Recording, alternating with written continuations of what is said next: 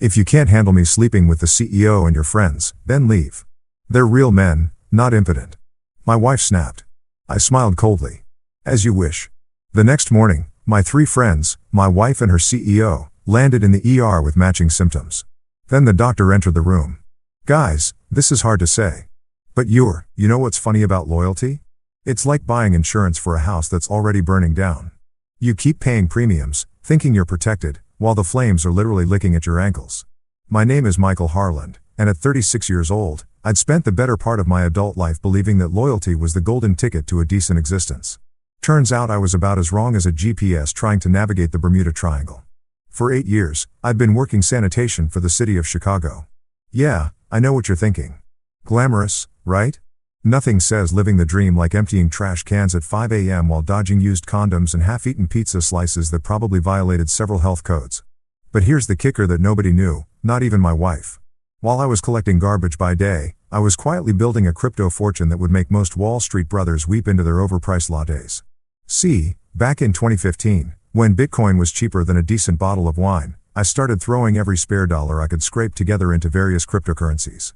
While everyone else was laughing at digital monopoly money, I was studying charts, reading white papers, and basically becoming a financial ninja in my spare time.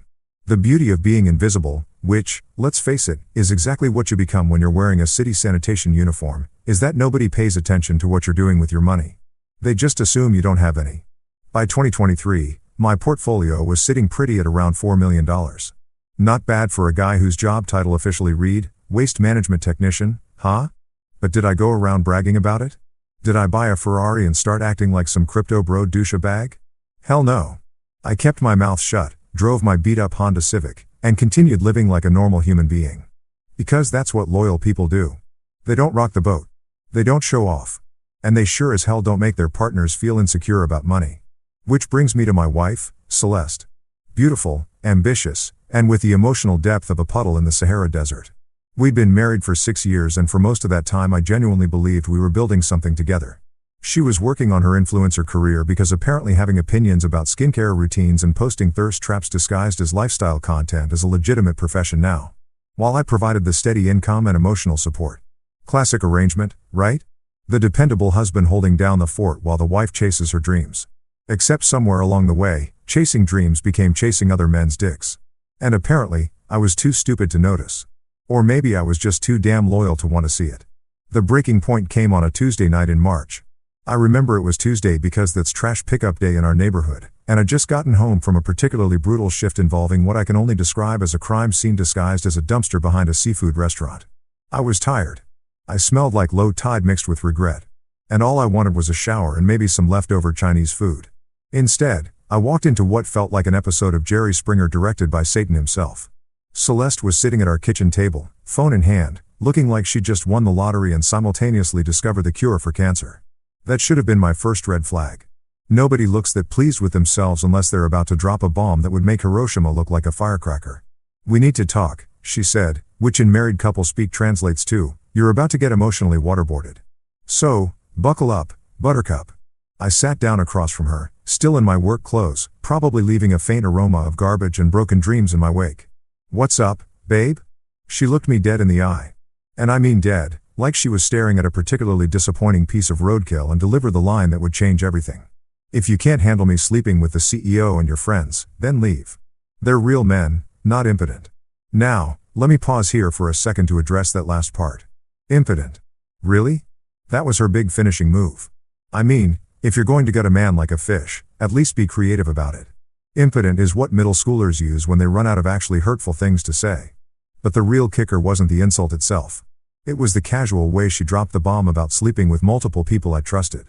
The CEO, my friends, plural, as in more than one. For about 30 seconds, I just sat there processing this information like a computer trying to run Crysis on Windows 95. Part of me wanted to ask for clarification. Which friends exactly? How long had this been going on? Did they have a group chat where they compared notes about my performance in bed? But another part of me, the part that had been quietly building a crypto empire while taking out the trash, recognized this moment for what it really was, an opportunity. See, here's what Celeste didn't understand about loyalty. It's not weakness. It's not being a pushover or a doormat or whatever other furniture-based metaphor she probably used when talking about me to her new boyfriends. Loyalty is strategic patience.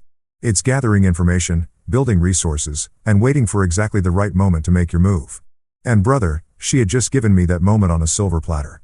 Instead of yelling, instead of crying, instead of doing any of the dramatics she was probably expecting, I smiled. Not a happy smile. More like the kind of smile you'd see on a shark right before it turns a surfer into an all-you-can-eat buffet. As you wish, I said, standing up from the table with the kind of calm that probably should have terrified her. But Celeste was too busy basking in what she thought was her moment of triumph to notice that she'd just declared war on someone who'd spent years learning how to be invisible, patient, and ruthlessly efficient. That night, while she was probably texting her new boyfriends about how she'd finally gotten rid of the dead weight, I sat in my home office and began making lists. Not angry. Emotional lists. Methodical military precision lists. Names, addresses, schedules, weaknesses, financial situations, social media accounts, business relationships.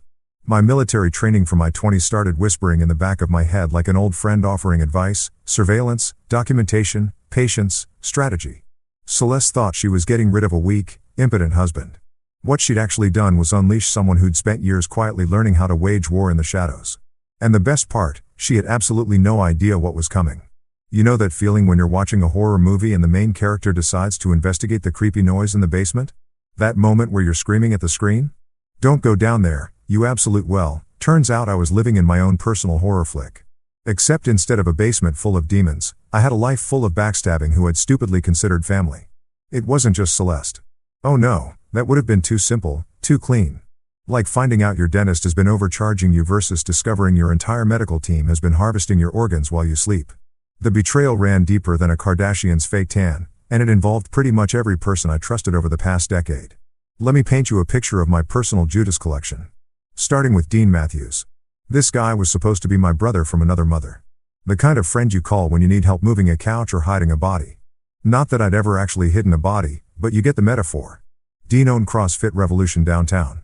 One of those places where people pay obscene amounts of money to lift heavy things and then post about it on Instagram like they've just discovered fire.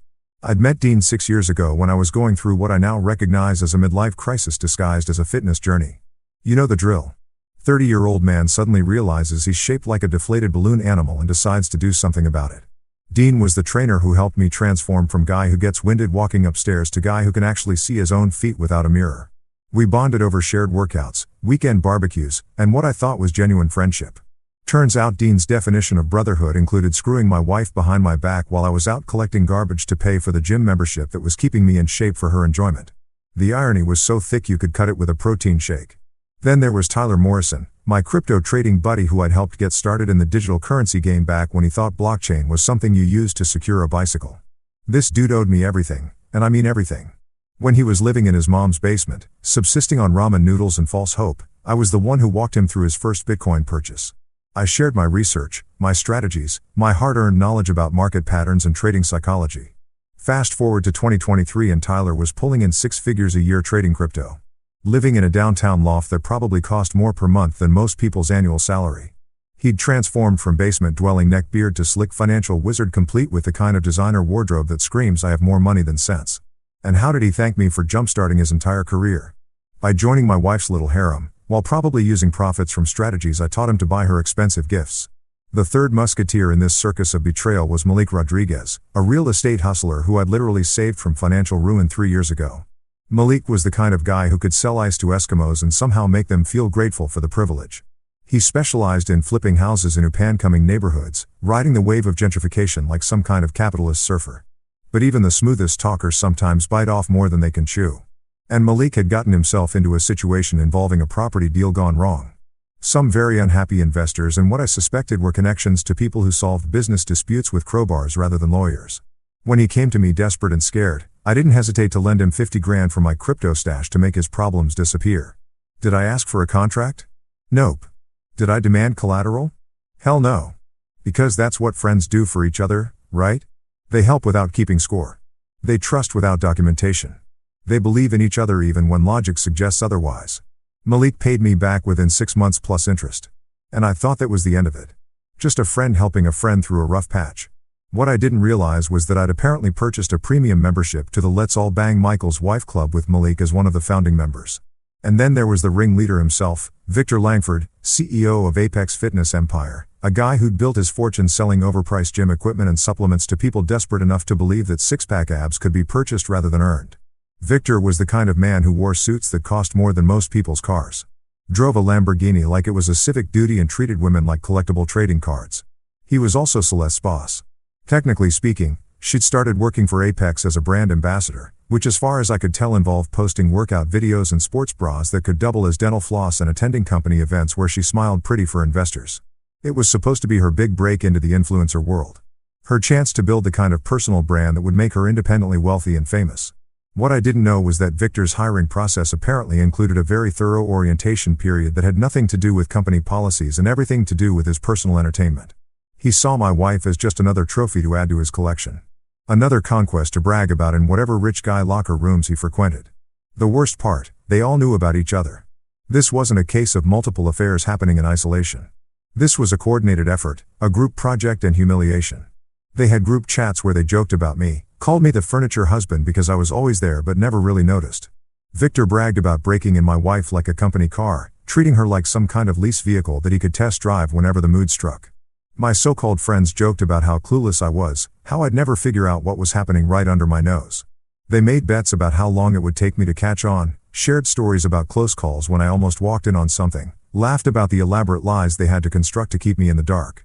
Every message I later discovered felt like a paper cut to the soul. Not because they were sleeping with my wife. Honestly, by that point, I was more offended by her taste in men than anything else, but because of the casual cruelty, the complete lack of respect, the way they'd turned my trust into entertainment. Deanne, who I'd spotted at the gym, who I'd helped through his own relationship problems, who'd been to my house for dinner countless times. Tyler, who owed his entire career to my guidance and support. Malik, who I'd literally saved from financial ruin, and Victor, who'd never met a boundary he wouldn't cross if it meant adding another notch to his designer belt. They thought they were so clever, so sophisticated, pulling one over on the dumb garbage man who was too stupid to see what was happening in his own marriage. They underestimated one crucial thing. Invisible doesn't mean powerless. That night, as I sat in my home office surrounded by evidence of their betrayal, I wasn't thinking about revenge in the traditional sense. I was thinking about justice, about consequences, about teaching some very expensive lessons to people who clearly needed their education updated. Military training had taught me that the best battles are won before the enemy even realizes they're at war. Here's something they don't teach you in marriage counseling. When your entire world implodes, you have two choices. You can either lose your like a contestant on a reality TV show, or you can channel your inner Navy SEAL and start planning the most methodical takedown since the Watergate investigation. Guess which route I chose? Instead of rage, I chose precision. Instead of screaming matches and thrown dishes, I went full-on Jason Bourne. Except instead of fighting international assassins, I was collecting evidence on a bunch of idiots who thought they were smarter than the invisible garbage man. My military training, which had been gathering dust in the back of my brain like an old exercise bike, suddenly came roaring back to life with the clarity of a church bell. The Army had taught me 3 fundamental principles that applied perfectly to civilian warfare. Surveil, document, wait. It's like the holy trinity of revenge, except instead of salvation, you get the sweet satisfaction of watching your enemies destroy themselves with their own stupidity. First step, surveillance. Now, when most people think surveillance, they picture some guy in a van with binoculars and a thermos full of cold coffee. But modern surveillance is way more sophisticated and infinitely more satisfying. We live in the golden age of digital stupidity, where people document their own crimes and post them on social media like they're applying for awards in the worst human being category. I started with their phones, not hacking. I'm not some basement-dwelling cybercriminal. I'm talking about good old-fashioned social engineering mixed with the kind of access you get when people trust you enough to leave their devices lying around. Amazing how much incriminating evidence people keep on devices they think are private, especially when those people are arrogant enough to believe they're untouchable. Dean was the easiest target because the guy's password security was about as strong as wet toilet paper. His gym required members to connect to the Wi-Fi. And since I'd helped him set up the network originally, I knew exactly how to monitor traffic. Every text, every photo, every late-night video call with my wife. All of it flowing through systems I had legitimate access to maintain. Tyler was trickier because crypto traders tend to be more paranoid about digital security. But paranoia doesn't help when you're stupid enough to use the same coffee shop Wi-Fi every morning to check your personal accounts. 3 weeks of patient observation and I had enough screenshots to make a coffee table book titled How to Destroy Your Life in 140 Characters or Less. Malik was practically handing me evidence on a silver platter. The guy was so obsessed with documenting his lifestyle on Instagram that he was essentially providing a real-time itinerary of when and where he was cheating on his girlfriend with my wife. Nothing says criminal mastermind like posting timestamped photos of yourself outside a hotel you're definitely not supposed to be at. But the real gold mine was their group chat. Oh, sweet Jesus. Their group chat was like Christmas morning wrapped in a birthday party and delivered by unicorns. These geniuses had created a private messaging group where they shared photos, videos, and detailed commentary about their adventures with Celeste. They called it the furniture store. Get it? Because I was the furniture husband. Hilarious, right? Really showcasing that Ivy League creativity. In this digital treasure trove of stupidity, Victor bragged about breaking in my wife like a company car, complete with photos that would have made a porn director blush. Dean shared workout videos that definitely weren't focused on proper form. Tyler posted crypto trading tips mixed with intimate details that I really didn't need to know, but was absolutely going to use against him. And Malik was documenting real estate deals that suddenly made a lot more sense when you realize they involved properties where he was taking my wife for private showings. Every message was another nail in their collective coffin. Another piece of evidence that would come in handy when the time was right. They thought they were so clever, so untouchable, sharing their conquests like fraternity brothers comparing notes after a kegger. What they didn't realize was that they were essentially creating a prosecutor's wet dream, a comprehensive record of their own destruction. The beauty of digital evidence is that it's persistent. Delete a message doesn't matter. I'd already screenshotted it. Clear your browser history. Too late, buddy. I'd already captured those hotel booking confirmations. Try to cover your tracks. Sorry, but when you're dealing with someone who understands how technology actually works, your amateur hour privacy measures are about as effective as a chocolate teapot. While I was building my evidence portfolio, I was also making physical preparations. I rented a small apartment across town under a business name I'd registered years ago for crypto trading. Nothing fancy, just a basic one-bedroom that could serve as a command center, complete with multiple laptops, backup drives, and enough coffee to fuel a small army. Think of it as my personal war room, except instead of planning military operations, I was orchestrating the downfall of people who richly deserved what was coming. The apartment also served as storage for equipment I'd need later. Recording devices small enough to hide in plain sight. GPS trackers that could be discreetly attached to vehicles and surveillance cameras that could be disguised as everyday objects. All perfectly legal to purchase. All completely undetectable when used properly. All devastatingly effective when deployed by someone who actually knew what they were doing. But hardware was only half the equation. The real weapon was going to be human intelligence. And for that, I needed an inside ally. Someone with access to places I couldn't go. Someone with skills I didn't have. Someone with their own reasons for wanting to see justice done. That's when I remembered Tamara Lee. Tamara was a former medical technician who'd gotten screwed over by the healthcare system in ways that would make your blood boil. She'd been working at Chicago General pulling night shifts and saving lives when budget cuts and administrative politics had forced her out of a career she trained years for. Now, she was working at a coffee shop downtown serving overpriced lattes to people who made more in a day than she used to make in a month. But here's the thing about Tamara. She owed me a favor, a big one. About 2 years ago, when she was going through her own financial crisis after losing her hospital job, I'd helped her avoid eviction by covering 3 months of rent, not as a loan, as a gift. Because that's what decent people do when they see someone struggling through no fault of their own. I'd stayed in touch with Tamara, checking in periodically to make sure she was doing okay, never expecting anything in return. Just basic human decency, the kind of behavior that apparently makes you a sucker in today's world. But now, as I sat in my new command center, surrounded by evidence of betrayal, I realized that sometimes doing the right thing pays dividends in ways you never expect. Tamara had medical training, access to laboratory equipment through her current job's connections, and most importantly, a legitimate reason to be angry at people who thought they were better than everyone else. She was perfect for what I had in mind. The plan was starting to come together, piece by methodical piece. You know what they say about gift horses and looking them in the mouth? Well, sometimes the universe delivers exactly what you need wrapped up in such a perfect bow that you'd be stupid not to take it. And brother, what Celeste handed me next was like Christmas, my birthday, and winning the lottery all rolled into one beautifully ironic package. It was a Wednesday morning in early April when my darling wife came bouncing into the kitchen like a caffeinated cheerleader who just discovered the meaning of life. She was practically vibrating with excitement, clutching her phone like it contained the secrets to eternal youth and unlimited Instagram followers, which knowing Celeste, it probably did. "Michael, honey," she said, and I knew immediately that whatever was coming next was going to be either expensive or stupid, possibly both. When your wife starts a sentence with honey in that particular tone, it's like hearing the Jaws theme song. You know something's about to bite you in the ass. "I have the most amazing idea for growing my brand," she continued, completely oblivious to the fact that her brand was currently built on sleeping with half the city's male population. "Victor thinks it would be perfect for Apex Fitness, and all the guys are totally on board. Now, When she said all the guys, I knew exactly which guy she was talking about. Dean, Tyler, Malik, and Victor, the founding members of the Let's Screw Michael's Wife Club. But I just smiled and nodded like the supportive husband I was pretending to be, waiting to hear what brilliant scheme they'd cooked up this time. We're going to launch a men's health awareness campaign, she announced like she'd just discovered the cure for cancer. Think about it. It's socially conscious. It's timely. And it's exactly the kind of content that goes viral. We'll do health screenings, educational content, maybe even partner with local hospitals for authenticity. I had to hand it to her. For someone whose idea of medical knowledge came from Googling detox teas and waist trainers, she'd stumbled on as something that was actually socially useful.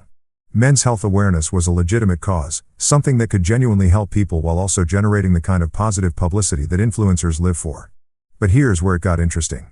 As she kept talking, gesticulating wildly with her phone, and occasionally pausing to take selfies to document this creative breakthrough, I realized that she was basically handing me the perfect cover for what I had planned. Victor's company will sponsor the whole thing, she continued, completely unaware that she was essentially writing my script for me. Dean's gym will be the location.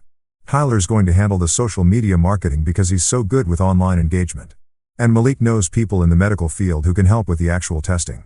It was like watching someone build their own gallows while humming a happy tune. Every detail she shared was another piece falling perfectly into place for my master plan. They wanted to do health screenings. Perfect. They wanted medical professionals involved. Even better, they wanted to make it a big public event with lots of documentation and social media coverage. Outstanding. But the real cherry on top came when Celeste added, and of course, I'll be participating, too. I mean, we should practice what we preach, right? Plus, it'll be great for the optics, showing that this isn't just about men's health, but about health awareness in general. I swear, if I'd been drinking coffee at that moment, I would have choked on it. Not from surprise, but from trying not to laugh out loud. She was literally volunteering to be included in something that could potentially expose all of them. And she thought it was a marketing strategy.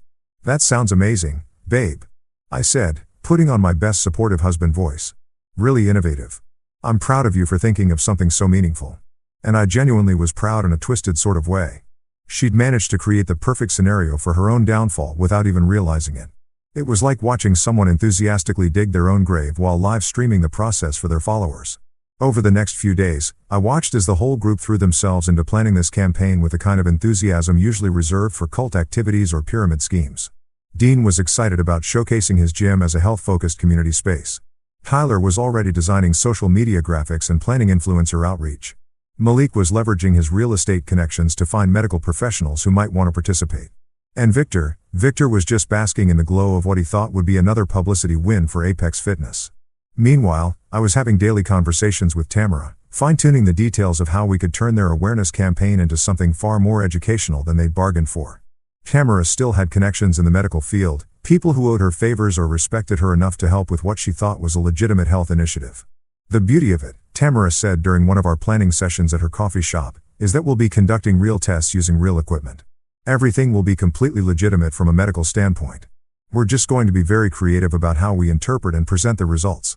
See, here's something most people don't understand about medical testing. It's all about context and presentation. The same test results can tell very different stories depending on how they're framed, what additional factors are considered, and how the information is communicated to the patient. A skilled medical professional can take perfectly normal results and present them in a way that would make a hypochondriac reach for their emergency Xanax. Not that we were planning to fake anything. That would be illegal, unethical, and completely unnecessary. What we were planning was far more elegant. We were going to give them exactly what they asked for, just with a few additional layers of complexity that they weren't expecting. The Men's Health Awareness campaign was scheduled for the first week of May, giving us about 3 weeks to prepare, 3 weeks to set up equipment, coordinate with medical professionals, and make sure every single detail was perfect. Because when you're dealing with people who think they're smarter than everyone else, you don't get second chances. During those 3 weeks, I watched my wife and her boy toys planning their event with the kind of naive enthusiasm that would have been adorable if it weren't so misguided. They created promotional materials, reached out to local media, and even managed to get some legitimate health organizations to endorse the campaign. They thought they were building something meaningful, something that would enhance their reputations and advance their careers. What they were actually doing was constructing the stage for their own very public humiliation. And the best part, they were doing all the work themselves. I just had to sit back, smile supportively, and make sure everything went exactly according to plan. The irony was so perfect, it was almost artistic. If you've ever been to a high school reunion, You know that special kind of energy that fills the air when people are trying way too hard to impress each other. Now imagine that same energy, but instead of look how successful I am 20 years later, it's look how healthy and socially conscious I am while secretly screwing my friend's wife. That was the vibe at CrossFit Revolution on the morning of May 6th, the day that would go down in my personal history as the day everything went according to plan. The gym had been transformed into what looked like a legitimate medical facility crossed with a social media content creator's wet dream. Tamara and her team had set up testing stations that would have made a real hospital jealous.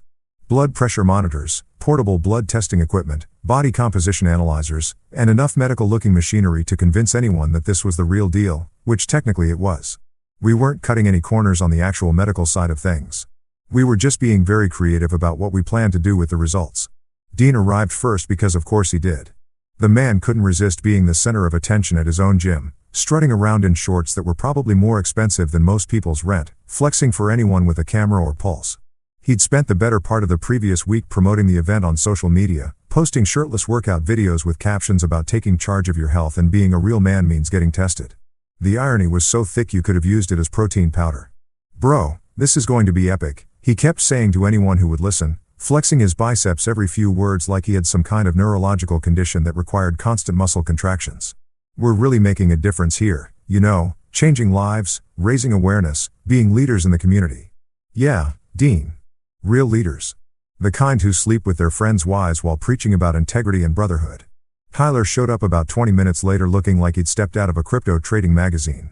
If such a thing existed, which honestly it probably does. Designer everything, perfectly styled hair, and that particular brand of confidence that comes from making obscene amounts of money doing something most people don't understand. He immediately started taking selfies with the medical equipment, probably planning to post them later with captions about investing in health and diversifying your portfolio of wellness. "This is brilliant marketing," he told Celeste, who was practically glowing from the attention.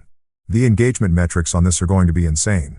I'm seeing brand partnerships, sponsored content, maybe even a documentary deal if we play this right." Malik rolled up fashionably late because punctuality is apparently for poor people. He was driving his latest acquisition, a Tesla Model S that he'd probably bought with profits from real estate deals that may or may not have been entirely legal. The man had a gift for making everything look effortless. From his perfectly pressed casual wear to the way he seemed to glide rather than walk. He was already working the room before he'd even officially arrived, shaking hands and networking like this was a Chamber of Commerce meeting instead of a health screening. "Michael, my man," he called out when he spotted me cleaning equipment in the background. "This whole thing is incredible. Your wife is a genius. Absolutely brilliant. We should talk about doing something similar for some of my property developments, community health initiatives, you know, great for property values and public relations." I smiled and nodded, playing my role as the supportive background husband, while internally calculating exactly how much his life was about to change. "Yeah, she's really something special," I replied, which was technically true, just not in the way he thought I meant it. And then Victor made his grand entrance because the man couldn't just arrive somewhere. He had to make an event out of it. Lamborghini purring like a mechanical cat. Custom suit that probably cost more than most people's annual salary. And that particular aura of entitlement that comes from having enough money to believe that normal rules don't apply to you. He stepped out of his car like he was walking a red carpet, immediately drawing the attention of everyone in the vicinity. "Ladies and gentlemen," he announced to no one in particular, "the future of fitness and health awareness has arrived." Because apparently humility was another thing he couldn't afford despite his considerable wealth. Victor spent the next 30 minutes glad-handing everyone in sight, taking photos with community leaders who'd shown up for the event, and generally acting like he'd personally invented the concept of preventive health care. He kept one arm around Celeste whenever possible, and I had to admire his balls, openly claiming my wife in front of me while I was standing right there.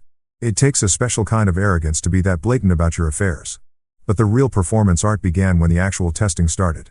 Dean was first up, naturally stripping down to his underwear for body composition analysis while flexing for the cameras that Celeste was using to document everything. "Got to show people that fitness isn't just about looking good," he said while absolutely showing off how good he looked. "It's about being healthy inside and out." Tyler was next, joking with the medical technicians about how his high-stress trading lifestyle probably meant he needed to pay extra attention to his cardiovascular health. "Money's no good if you're not alive to spend it," he quipped, which would have been funnier if he weren't actively contributing to my stress levels by sleeping with my wife. Malik treated his screening like a business networking opportunity, chatting up everyone in scrubs about potential real estate investments in the medical field. "Healthcare real estate is the future," he kept saying. "Always going to be demand, always going to be profits. It's recession-proof." And Victor turned his entire screening into a photo opportunity, making sure every angle was captured for future marketing materials. "This is what leadership looks like," he announced to Celeste Camera. "A CEO who doesn't just talk about employee wellness, but demonstrates it personally." Meanwhile, I moved through the background like a ghost, wiping down equipment, restocking supplies, and making sure everything ran smoothly. The invisible man doing invisible work while the stars of the show pined and posed for their audience. No one paid attention to the janitor, making sure their precious event didn't fall apart, which was exactly how I wanted it. Because while they were busy performing for the cameras and stroking their own egos, I was watching every detail, noting every interaction, and making sure that everything went exactly according to the plan that none of them knew existed. The best part, they were having so much fun, so convinced of their own brilliance and importance that they had no idea they were participating in their own downfall. It was beautiful to watch. You know that moment in a disaster movie when everything seems fine, people are going about their business, and then suddenly the ground starts shaking. That's exactly what the next 72 hours felt like. Except instead of earthquakes or alien invasions, it was watching 5 people's lives implode in real time while I maintained the perfect poker face of a concerned, supportive husband. The results started rolling in on Thursday morning, exactly 48 hours after the screenings. Camera had done her job with the precision of a Swiss watchmaker, and the medical lab she'd partnered with was as legitimate as they come. Everything was completely by the book, professionally handled, and absolutely devastating in its implications. Dean was the first domino to fall, which was poetic justice considering he'd been the first to volunteer for testing. His phone rang at 8:47 a.m. while he was in the middle of leading a CrossFit class, barking orders at a group of soccer moms who were paying premium prices to be yelled at while lifting heavy objects. I know the exact time because I happened to be in the gym doing my usual maintenance work on the equipment when his entire world came crashing down. "This can't be right," he said into his phone, his voice carrying across the gym with the kind of panic that makes everyone stop what they're doing. "There has to be some kind of mistake. I'm healthy. I eat clean. I work out 6 days a week. I take supplements worth more than most people's grocery budgets." The class he'd been teaching just stood there holding their kettlebells, watching their supposedly invincible trainer turn the color of week-old lettuce. Dean kept pacing around in circles, running his free hand through his perfectly styled hair while repeating variations of "this can't be happening." Like a broken record stuck on the world's worst song. "I need to come in immediately," he finally managed. "Can we run the test again?" Maybe there was contamination or a mix-up or his voice trailed off as whatever the person on the other end was telling him apparently confirmed his worst fears. By the time Dean hung up, half his morning class had already gathered their stuff and left. Nothing kills the motivation for a workout quite like watching your trainer have what appears to be a medical emergency in real time. The remaining soccer moms were whispering among themselves, probably wondering if whatever Dean had was contagious and whether they should demand refunds. Tyler got his call about an hour later while he was in the middle of a live stream trading session from his downtown loft. I wasn't there to witness it personally, but thanks to the magic of social media and Tyler's habit of broadcasting his entire life online, I got to watch the whole meltdown from the comfort of my own home. 1 minute he was explaining cryptocurrency market trends to his audience with his usual cocky confidence, gesturing at multiple monitors, displaying charts that looked like modern art created by caffeinated spiders. The next minute, his phone rang and his face went from master of the universe to deer caught in headlights faster than a Tesla in ludicrous mode. "I'm sorry, folks," he stammered to his camera. His usual smooth delivery replaced by the verbal equivalent of a car with engine trouble. I have to end the stream early today." But Tyler being Tyler, he forgot to actually end the stream. So, his audience got to watch him pace around his apartment, pale and sweating, having what sounded like the exact same conversation Dean had earlier. The chat was going crazy with speculation. Everything from Tyler's having a breakdown to this is viral marketing for a new crypto coin to someone call 911. He looks like he's dying. By the time Tyler remembered he was still broadcasting and cut the feed, clips of his meltdown were already making their way around crypto Twitter with hashtags like #TylerDown and #CryptoMeltdown. The internet moves fast when there's drama to be consumed. Malik's world started crumbling around noon, right in the middle of what was supposed to be a high-stakes real estate closing. He was at some upscale law office downtown, probably wearing a suit that cost more than most people's cars, when his phone buzzed with the call that would change everything. I found out about this one secondhand through the real estate gossip network, which moves faster than CNN breaking news when there's juicy drama to share. Apparently, Malik excused himself from the conference room to take what he thought would be a quick call, only to return looking like he'd seen his own ghost. "Gentlemen, I apologize," he reportedly told the room full of lawyers, investors, and other real estate vultures. "There's been a family emergency. We'll need to reschedule." Except there was no family emergency, unless you count Malik's life falling apart as a family crisis, which I suppose it technically was. The deal he walked away from was worth 7 figures. And in the real estate world, You don't walk away from seven-figure deals unless someone's literally dying or you're about to be arrested. Victor's call came last at 2:30 p.m. while he was in the middle of a board meeting at Apex Fitness headquarters. This I know because Celeste was there for some kind of brand ambassador photo shoot, and she came home that evening with all the details, completely oblivious to the bigger picture she was painting. It was so weird, she told me over dinner, picking at a salad that probably cost more than most people spend on groceries in a week. Victor was in this really important meeting with investors, talking about expansion plans and new franchise opportunities when his assistant interrupted with some urgent phone call. According to Celeste, Victor tried to play it cool at first, taking the call in his office while the board waited. But whatever he heard on that call hit him like a freight train carrying bad news and personal regret. He came back into the meeting looking absolutely terrible. Celeste continued, completely missing the irony of her choice of words. Pale, sweaty, like he'd seen a ghost or something. He tried to laugh it off, made some joke about needing to pay better attention to his health, but you could tell something was really wrong. The meeting apparently ended early with Victor making excuses about feeling under the weather and needing to reschedule. The investors left looking confused and probably concerned about their money while Victor locked himself in his office for the rest of the day. But here's where it gets really interesting. Within hours of getting their individual calls, all four of them started experiencing what they described as matching symptoms. Weakness, fever, cold sweats, the kind of physical manifestations that happen when your brain starts believing your body is in serious trouble. It's amazing how powerful the mind-body connection can be when you give it something concrete to worry about. Tell someone they might have a serious health problem and suddenly every minor ache becomes a potential symptom. Every moment of fatigue becomes evidence of impending doom. By Thursday evening, Dean had closed his gym early, claiming he felt too sick to work. Tyler had canceled all his trading activities and social media appearances. Malik had postponed 3 property showings and a networking event, and Victor had delegated all his meetings to subordinates while he dealt with a personal health matter. The beautiful part was watching them try to reach each other, probably wanting to compare notes or seek reassurance while simultaneously being too proud or scared to admit what was happening. It was like watching a game of telephone played by people who were all too terrified to actually pick up the phone.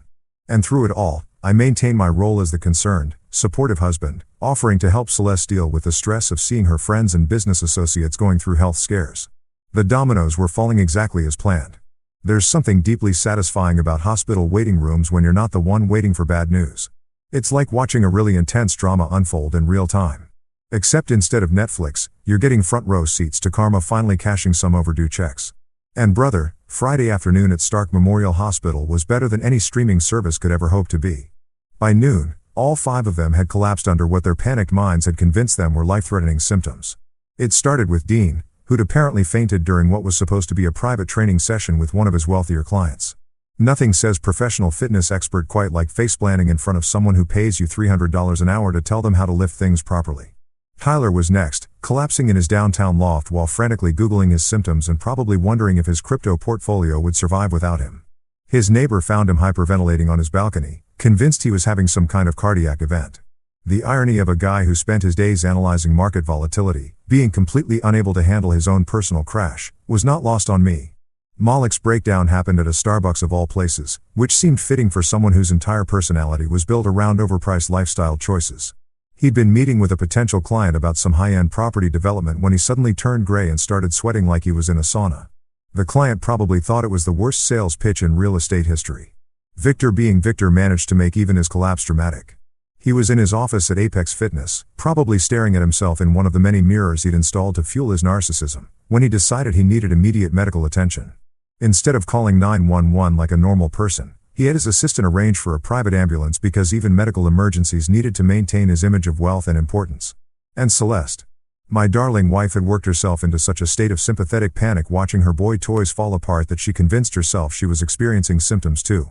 I feel feverish, she kept telling me despite the thermometer showing a perfectly normal temperature and weak, and my heart's racing. What if we all caught something at the health screening? What if the equipment wasn't properly sterilized? I played my role perfectly. The concerned husband driving his worried wife to the hospital to get checked out just to be safe. Because that's what supportive spouses do, right? They drop everything to rush their partners to medical facilities when they're convinced they're dying from mysterious illnesses. The emergency room at Stark Memorial was like a reunion from hell when we arrived. Dean was already there sitting in a wheelchair looking like he'd aged 10 years in 2 days. Tyler was pacing back and forth, still pale, but animated enough to be scrolling through his phone, probably checking crypto prices out of habit. Malik was slumped in a corner chair, having what appeared to be a very heated phone conversation with someone about rescheduling his entire week. And Victor? Victor was holding court in the middle of the waiting area, talking loudly to anyone who would listen about how he needed the best doctors available and how money was no object when it came to his health. Because even in a hospital gown, the man couldn't resist trying to establish his superiority over everyone around him. The sight should have broken me. These were people I'd trusted, people I'd considered family, people who'd been part of my life for years. Seeing them scared and vulnerable should have triggered some kind of sympathy response, some residual affection from the relationships we'd once had. Instead, it steadied me like a shot of premium whiskey on a cold day. They looked at each other with a mixture of fear and confusion, probably wondering if this was some kind of cosmic coincidence or if they'd all been exposed to something during the health screening. None of them seemed to suspect that their mysterious illness might be connected to their shared hobby of screwing the same man's wife. The really beautiful part was watching them try to avoid making eye contact with me. Dean kept looking at his shoes like they contained the secrets of the universe. Tyler was suddenly fascinated by whatever was happening on his phone screen. Malik had developed an intense interest in the motivational posters on the hospital walls, and Victor kept checking his expensive watch as if time itself could rescue him from this situation. Only Celeste seemed genuinely confused about why everyone was acting so weird. Why is everyone being so quiet? She whispered to me, apparently oblivious to the elephant herd that had taken up residence in the waiting room. We're all here because we're worried about our health. Shouldn't we be supporting each other? Supporting each other, right? Because nothing says mutual support quite like a group of men who've been secretly coordinating their affairs with the same woman while mocking her husband in group chats. The tension in that waiting room was thicker than the plot of a soap opera written by someone on a 3-day caffeine bender. You could practically see the guilt radiating off them like heat waves, mixing with their genuine fear about what the doctors were going to tell them. Dr. Patricia Harrison arrived about 20 minutes later, looking like the kind of medical professional who'd seen every possible form of human stupidity and wasn't impressed by any of it. She was carrying a stack of files that I knew contained the test results that would either confirm their worst fears or provide some relief from the psychological torture they've been putting themselves through. I need to speak with all of you, she announced, her voice carrying the kind of authority that made everyone in the waiting room sit up straighter. About your test results from the health screening. The silence that followed was so complete you could have heard a pin drop in the next county. 5 people holding their breath, waiting to hear whether their lives were about to change forever while I sat there in my maintenance uniform, still playing the role of the invisible husband who just happened to be in the wrong place at the wrong time. Dr. Harrison looked around the room, making eye contact with each of them in turn. I have to say, this is unusual. In 20 years of practicing medicine, I've never seen results quite like these from a group screening. Dean's hands were shaking. Tyler had gone completely pale. Malik was gripping the arms of his chair like he was trying to prevent himself from floating away. Victor was trying to maintain his usual confident demeanor, but I could see the cracks forming in his facade. And Celeste. She reached over and grabbed my hand, seeking comfort from the husband she'd been betraying for months, completely unaware that I was the architect of this entire situation. Guys, Dr. Harrison continued, her voice taking on the kind of serious tone that medical professionals use when they're about to deliver news that will change everything. This is hard to say, but your results are serious. We need to contact all your partners immediately. The silence that followed was louder than thunder, more deafening than a rock concert, more complete than the vacuum of space. It was the sound of 5 people realizing that their secret world of betrayal and deception was about to become very, very public. None of them dared look at me. You know how they say revenge is a dish best served cold?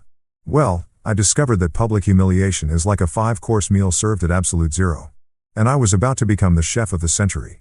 The hospital revelation was just the appetizer. The real feast was about to begin, and every single course was going to be more devastating than the last. See, here's the thing about living in the digital age. Privacy is basically a myth, especially when you're dealing with people whose entire identities are built around their public image. These idiots had spent years crafting their online personas, building their brands, cultivating their reputations like precious little gardens of narcissism, which meant they had a lot further to fall when gravity finally decided to do its job. The beauty of my plan wasn't that I had to destroy them. They'd done most of the heavy lifting themselves with their group chats, their documented affairs, and their complete lack of discretion. All I had to do was give their existing stupidity a little push toward the spotlight and let human nature handle the rest. Phase 1 started with health blogs. Nothing gets people's attention quite like the suggestion that there might be a possible outbreak brewing, especially when it involves recognizable local figures. I didn't have to lie or exaggerate. I just had to plant the seeds and let people's imaginations run wild with the possibilities. I started with FitChicago.com, a popular local wellness blog that covered everything from new gym openings to nutrition trends. An anonymous tip about concerning health screening results from a recent awareness campaign was all it took to get their attention. Within hours, they'd published a carefully worded article about potential health concerns arising from a local fitness event, complete with enough vague details to make people start connecting dots. The article didn't name names. They were too smart for that. But it included enough specifics about the screening location, the timing, and the prominent local fitness personalities involved that anyone with half a brain could figure out who they were talking about. It was like a puzzle that solved itself. And the internet loves nothing more than a good mystery that makes them feel clever for solving it. From there, the whispers spread through Chicago's interconnected social media ecosystem like wildfire in a dry forest. Fitness influencers started sharing the article with cryptic captions about being careful who you trust and the importance of regular testing. Local gossip accounts picked up the thread, adding their own speculation about which prominent figures might be involved. Dean's gym empire started crumbling first, which made sense considering his entire business model was built around people trusting him with their physical well-being. When you're in the fitness industry, any suggestion of health problems is basically professional suicide. His morning classes went from packed to empty overnight, with members suddenly discovering urgent reasons why they needed to cancel their memberships. The cancellations started trickling in on Saturday, then became a flood by Monday. His premium personal training clients, the ones paying $300 an hour for the privilege of being yelled at by someone with perfect abs, were suddenly too busy to schedule sessions. Corporate wellness contracts that had taken months to negotiate were being reviewed by legal departments who'd gotten nervous about liability issues. By Wednesday, CrossFit Revolution looked like a ghost town with expensive equipment. Dean was hemorrhaging money faster than a hedge fund during a market crash. Watching his carefully built fitness empire dissolve because people were suddenly very concerned about what they might catch at his gym.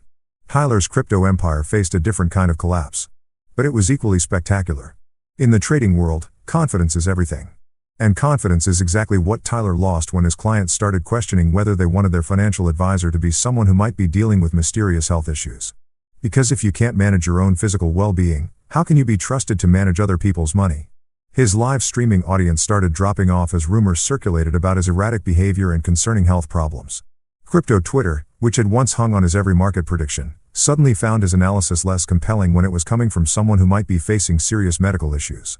Investment clients began pulling their funds, citing concerns about advisor stability and risk management protocols. The beautiful irony was that Tyler's own obsession with documenting his life on social media had provided all the evidence people needed to fuel the speculation. Screenshots of his panic live stream meltdown were circulating with captions like "This you bro, and maybe stick to trading medical stocks instead." Malik's real estate empire faced the most brutal collapse because his entire business was built on personal relationships and trust. In real estate, your reputation is your currency. And Malik's reputation was getting shredded faster than documents at Enron headquarters. Property developers who'd once competed for his attention were suddenly taking his calls less frequently. Potential buyers started choosing different agents, citing concerns about recent developments and wanting to work with someone more stable. The seven-figure deal he'd walked away from, word had gotten out about that, and in the real estate world, walking away from major deals without explanation is the kind of behavior that makes people question your judgment, your finances, and your overall stability. Other agents started circulating stories about Malik's unprofessional behavior and questionable decision-making. His carefully cultivated image as the smooth-talking, always successful property mogul was being replaced by whispers about health problems, poor judgment, and possible financial difficulties. In an industry where perception is reality, Malik was watching his entire career circle the drain in real time. But Victor faced the most spectacular destruction because he had the furthest to fall. Apex Fitness wasn't just his company. It was a publicly traded corporation with shareholders, board members, and investors who got very nervous when their CEO became the subject of health-related speculation. The stock price started dropping on Tuesday when the first health blog articles appeared. By Thursday, financial news outlets were reporting on uncertainties surrounding Apex Fitness leadership and investor concerns about executive health disclosures. The company's social media accounts, which had once featured Victor prominently in their marketing, suddenly seemed to be scrubbing his image from their content. Board members were asking uncomfortable questions about whether Victor had disclosed any health issues that might affect his ability to lead the company. Investors were wondering if they should be concerned about the long-term stability of their investment. Corporate partners were reviewing their relationships with Apex Fitness, using the kind of corporate speak that translates to, "We're looking for reasons to distance ourselves from this potential disaster."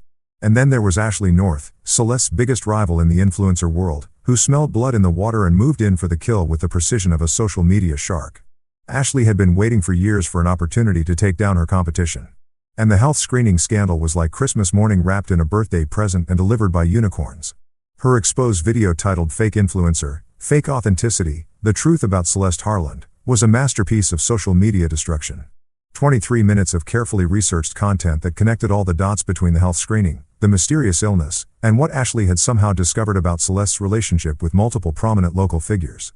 The video went viral faster than a pandemic, racking up hundreds of thousands of views in the first 24 hours.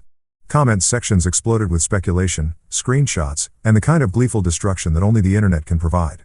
Brands that had once competed for Celeste's endorsement were suddenly sending termination emails, citing brand safety concerns in alignment with company values. Her follower count plummeted as people unfollowed in droves. Many leaving comments about being disgusted and betrayed by someone they trusted for lifestyle advice. Sponsored posts were being deleted, collaboration offers were being rescinded, and her carefully built influencer empire was collapsing faster than a house of cards in a hurricane. The best part, I didn't have to do anything except watch. They'd created the perfect storm for their own destruction, and all I'd done was give it a gentle push in the right direction. There's a special kind of satisfaction that comes from watching someone try to screw you over, only to discover they've actually screwed themselves. It's like watching a magician attempt a disappearing act and accidentally making their own career vanish instead. And when Celeste walked into that divorce attorney's office thinking she was about to pull the con of the century, she had no idea she was actually stepping into a trap I'd been building for years. The divorce papers arrived on a Tuesday morning in late May, delivered by some kid who probably made minimum wage plus mileage to ruin people's days professionally. Celeste had been staying at her sister's place since the whole health screening scandal exploded, probably plotting what she thought would be her brilliant escape strategy. The papers were thick, official-looking, and absolutely dripping with the kind of legal arrogance that comes from lawyers who charge by the syllable. Her attorney was Marcus Webb, one of those sharks who advertises on late-night TV with commercials that basically say, "Going through a divorce? Let us help you destroy your spouse's life while we get rich." Webb had a reputation for being ruthless, expensive, and exactly the kind of guy you'd hire if you wanted to squeeze every possible penny out of a marriage before setting it on fire. The petition was a work of fiction that would have made Stephen King jealous. According to Celeste's version of our marriage, I was an emotionally distant husband who had failed to provide adequate financial support while she contributed significantly to the household through her successful business ventures. Her successful business ventures, right? Because posting thirst traps on Instagram while sleeping with half of Chicago's male population is apparently the modern equivalent of building a Fortune 500 company. But here's where it gets really entertaining. Celeste and her lawyer had done their homework, or at least they thought they had. They knew I worked for the city's sanitation department. They knew my official salary and they probably calculated exactly how much alimony they could squeeze out of me based on those numbers. What they didn't know was that their research was about as thorough as a middle school book report written 5 minutes before class. See, the beautiful thing about building wealth quietly is that when people think they know everything about your finances, they usually know absolutely nothing. Celeste had spent 6 years married to me without ever bothering to dig deeper than my paycheck stubs and W-2 forms. She had no idea about the crypto portfolio that had grown from a few thousand into something that would make most divorce attorneys weep tears of pure joy. But here's the kicker, and this is where years of strategic planning finally paid off. Every single one of those crypto investments predated our marriage. Every Bitcoin purchase, every Ethereum transaction, every altcoin gamble I'd made was documented with timestamps that showed I'd acquired them months or even years before Celeste. And I said, I do. In divorce law, there's this beautiful concept called separate property, assets that belong to one spouse individually rather than being part of the marital estate. And thanks to my obsessive record-keeping and conservative approach to financial planning, my crypto fortune was about as separate as property could get. The first hint that Celeste's grand plan might have some flaws came when I showed up to the initial divorce proceedings with Eva Darnell as my attorney. Eva wasn't just any lawyer. She was the lawyer, the kind of legal predator who made other divorce attorneys wake up in cold sweats. She'd built her reputation by dismantling the cases of overconfident spouses who thought they could outsmart the system. Eva was a woman who looked like she could have been a librarian, complete with sensible shoes and reading glasses, but fought like a cage fighter who'd been raised by wolves and trained by Navy SEALs. She had this way of speaking very quietly that made everyone in the room lean forward to hear her. And then she'd deliver legal haymakers that left opposing counsel wondering what the hell had just happened. When Eva walked into that conference room carrying 3 bankers' boxes full of documentation, I could see Webb's confidence start to crack like cheap paint in the sun. Celeste was sitting next to him looking smug and satisfied, probably imagining all the ways she was going to spend my money once the divorce was finalized. Before we begin, Eva said in that deceptively soft voice of hers, I think there are some financial disclosures that might affect the proceedings. She opened the first box and started laying out documents like she was dealing cards in the world's most expensive poker game. Cryptocurrency exchange records, blockchain transaction histories, wallet addresses, tax documentation going back 8 years, a complete financial archaeology of my digital investments. Webb's face went through about 6 different expressions in the span of 30 seconds, starting with confusion and ending somewhere around, "Oh, we up big time." Celeste just looked confused, probably wondering why anyone would need that much paperwork to discuss a garbage man's finances. "As you can see," Eva continued, still using that librarian voice that somehow made everything sound more ominous, "Mr. Harlan has been quite successful with his cryptocurrency investments. Investments that, as the timestamps clearly show, were initiated and maintained entirely prior to the marriage." The number Eva wrote on the whiteboard for $2 million hit that conference room like a financial asteroid. Webb actually choked on his coffee, which would have been funny if I weren't too busy enjoying the look of absolute shock on Celeste's face. For the first time in our entire relationship, my wife was completely speechless. Her mouth was hanging open like she was trying to catch flies, and her eyes had gone wide enough to use as satellite dishes. The woman who'd spent months calling me impotent and mocking me as the furniture husband was suddenly realizing that the furniture was worth more than everything she'd ever owned combined. "This has to be a mistake," Webb stammered, rifling through his own paperwork like he might find some magic document that would make my crypto fortune disappear. "Our investigation showed that Mr. Harlan works in sanitation and earns approximately $55,000 annually." "Mr. Harlan does indeed work in sanitation," Eva replied, pulling out more documentation. "He also happens to be a rather astute investor who had the foresight to diversify his portfolio into digital assets before they became mainstream assets that as separate property will not be subject to division in these proceedings." The rest of the meeting was like watching someone try to fight their way out of quicksand. Webb kept grasping for legal strategies that might give Celeste some claim to my crypto wealth, while Eva systematically destroyed each argument with the precision of a surgeon removing cancerous tissue. "Community property, nope. All acquired before marriage. Marital contributions to growth. Nice try. All gains were from market appreciation and my individual trading decisions. Commingling of assets, not even close. I'd kept everything completely separate." But Eva wasn't done. The second box contained documentation of Celeste's own financial situation, and it painted a picture that was about as pretty as a dumpster fire in a sewage treatment plant. Credit card debt, unpaid business expenses, tax liabilities from her influencer income. Turns out my successful businesswoman wife was actually drowning in debt she'd been hiding from me. Additionally, Eva said, pulling out the final stack of papers, "There's the matter of M. Harlan's recent loss of income due to her terminated brand partnerships and cancelled sponsorship agreements. Given her current financial obligations and lack of steady employment, she may actually owe Mr. Harlan spousal support rather than the other way around." The silence in that room was so complete you could have heard a pin drop in another zip code. Celeste looked like she'd been hit by a truck carrying bad news and driven by karma itself. Webb was staring at his paperwork like it might spontaneously combust and save him from this professional embarrassment. When we finally walked out of that conference room, Celeste's grand plan had been reduced to ash, and her lawyer looked like he wanted to find a new career in something less stressful, like bomb disposal or lion taming. The final divorce decree was signed 6 weeks later. Celeste walked away with exactly what she'd brought into the marriage, which as it turned out, was a whole lot of debt and a rapidly declining social media presence. Justice, as it turned out, had a sense of humor, after all. You know that feeling when you finally take off shoes that have been pinching your feet all day? That moment when the pressure releases and you realize you'd forgotten what comfort actually felt like? That's exactly what freedom tasted like 6 months after the divorce was finalized. Sitting in my new downtown loft, watching the Chicago skyline light up like a circuit board against the October evening sky. The apartment was everything my old life wasn't. Clean lines, modern furniture, and absolutely zero traces of the man I used to be. No more hiding in plain sight. No more pretending to be less than I was. No more swallowing my pride while people I trusted stuck knives in my back. The place screamed success in a way that was subtle but unmistakable, like a Rolex that doesn't need to show off because everyone already knows what it is. My phone had been buzzing nonstop for weeks with messages from Celeste. The notifications had become like background noise, a constant reminder of how completely the tables had turned. Each message was more desperate than the last, evolving from angry demands to pathetic pleas, like some kind of reverse character development arc. "Michael, we need to talk. This is ridiculous. You can't just ignore me forever. We were married for 6 years. I know I made mistakes, but this is crazy. Call me back, please. I'm sorry. I need you, Michael. Please. I'm really struggling here. I just need someone to talk to. I don't know what to do. Everything's falling apart. Please, just call me." Each message got a one-way ticket to digital hell. Deleted faster than a crypto scam coin disappearing from someone's wallet. There's something deeply satisfying about having the power to make someone's desperate attempts at communication simply vanish into the void.